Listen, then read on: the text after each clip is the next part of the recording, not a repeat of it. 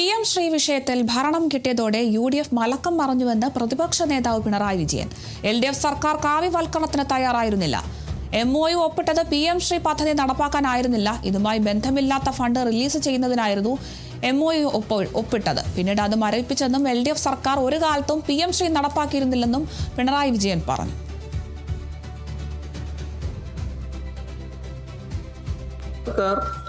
MOU ഒപ്പിട്ടു എന്നുള്ളത് ശരിയാണ്.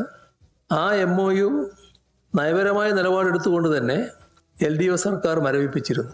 മാത്രമല്ല, ആ മരവിപ്പിച്ച കാര്യം കേന്ദ്ര സർക്കാരിനെ രേഖാമൂലം അറിയിച്ചു. PM ശ്രീ പദ്ധതി പ്രകാരമുള്ള ആനുകൂല്യങ്ങൾ നഷ്ടപ്പെടും. ഇതായിരുന്നു മന്ത്രിയുടെ മറുപടി.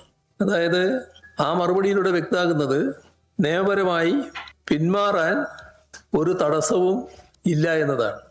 കാവ്യ അജണ്ടകൾ പാഠ്യപദ്ധതിയിൽ ഉൾപ്പെടുത്താനുള്ള പുതിയ വിദ്യാഭ്യാസ പദ്ധതി അതിൻ്റെ ഭാഗമായാണ് PM ശ്രീ കൊണ്ടുവന്നത്. അതാണ് സംസ്ഥാനത്ത് നടപ്പാക്കാൻ തയ്യാറല്ല എന്ന നിലപാട് LDF സർക്കാർ നേരത്തെ മുതൽ സ്വീകരിച്ചത്. PM ശ്രീ ഫണ്ട് സ്വീകരിച്ചിട്ടില്ല. PM ശ്രീ ഫണ്ട് ലഭിക്കുന്നതിന് വേണ്ടി സ്കൂളുകളുടെ പട്ടിക തയ്യാറാക്കി നൽകിയിട്ടുമില്ല. ഏതെങ്കിലും തരത്തിലുള്ള തുടർ നടപടികൾ PM ശ്രീ നടപ്പാക്കുന്നതിന്റെ ഭാഗമായി കേരളത്തിൽ സ്വീകരിച്ചിട്ടുമില്ല.